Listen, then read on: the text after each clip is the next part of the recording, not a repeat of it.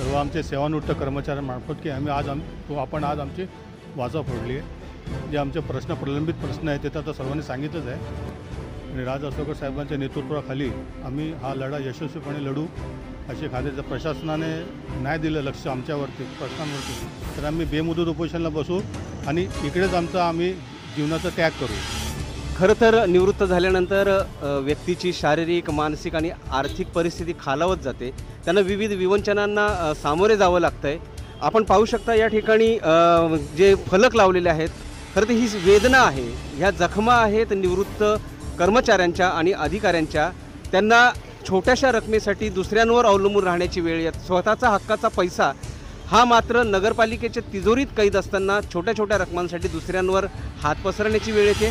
तुम्ही पाहू शकता की मेल्यावर सगळी थकबाकी एक रकमी देऊ शकता, मग जिवंतपणी का नाही? हा मुद्दा खरा आहे की आपल्याच पैशाचा उपभोग घ्यायला जर आपण जिवंत नसू तर अशा पैशाचा उपयोग काय? काय वाटतं तुम्हाला की तुम्ही गेल्या मला वाटतं 2-3 वर्षापासून या प्रकरणासाठी धावपळ करताय, नगरपालिकेशी भांडताय. आत्तापर्यंतची काय परिस्थिती आहे? तुम्हाला कोणकोणत्या संकटाचा सामना करावा लागतोय घरी? 2-3 नाही, गेल्या 4 वर्षापासून आम्ही या संकटांचा सामना करतो आहे. शासनाचा नियम आहे 1 जानेवारी 2016 जे 7वा वेतन लागू झालेलं आहे.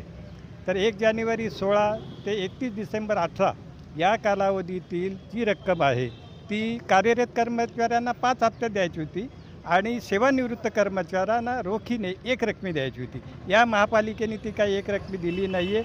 त्यानंतर 1 जानेवारी 2019 ते 31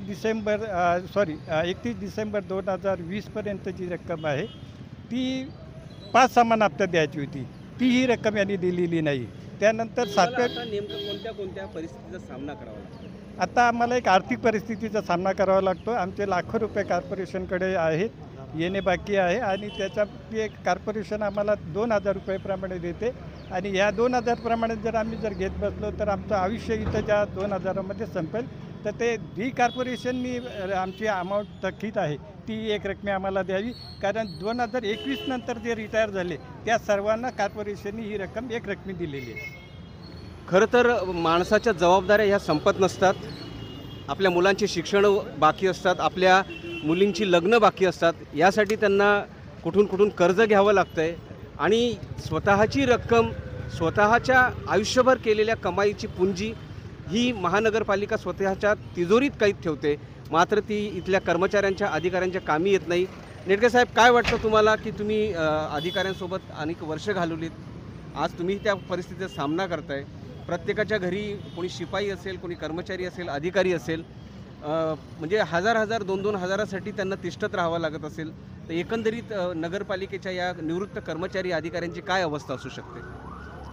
खरं म्हणजे जेव्हा जावे त्याच्या वंशात तेव्हाची कळे.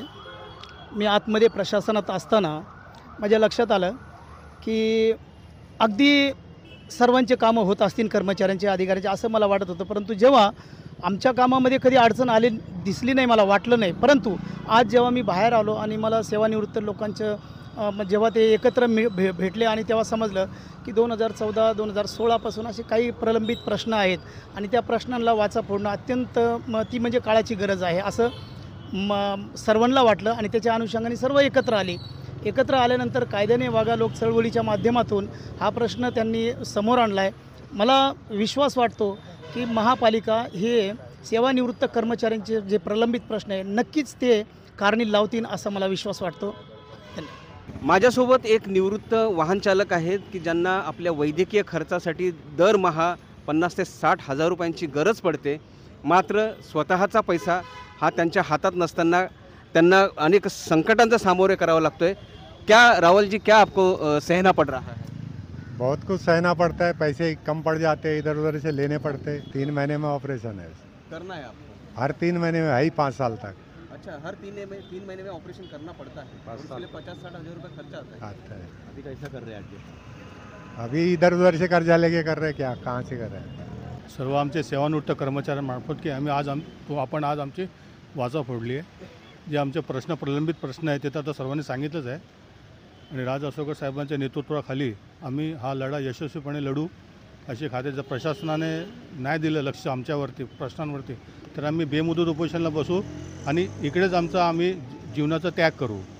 त्याचबरोबर आज आम्ही 4-4 वर्षापासून 5-5 वर्षापासून यासाठी लढा देत आहोत. पण प्रशासन काय नुसतं फक्त चॉकलेट देण्याचं काम करते. आता याच प्रकरणामध्ये आम्ही वरती शासनाला पण पत्र पाठवले आहेत. पण शासनाकडून मग काय, उदाहरणार्थ आम्ही आमचा वेतनवाढीचा प्रश्न गेल्या 5 वर्षापासून प्रलंबित आहे. मुख्यमंत्र्यांना 10 निवेदनं दिली आहेत. उपमुख्यमंत्री श्री अजितदादा पवार यांना आम्ही 5-6 निवेदन दिली आहेत. प्रधान सचिवांना दिले आहेत आमच्या या वेतनवाढीविषयी.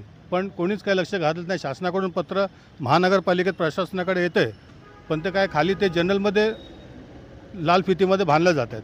असे आमच्या अनेक इतके प्रश्न आहेत. आता ह्यांना राज असोकर साहेबांनी वाचा फोडली आहेत. आता त्यांच्या नेतृत्वाखाली आम्ही हे लढा यशस्वीपणे लढू.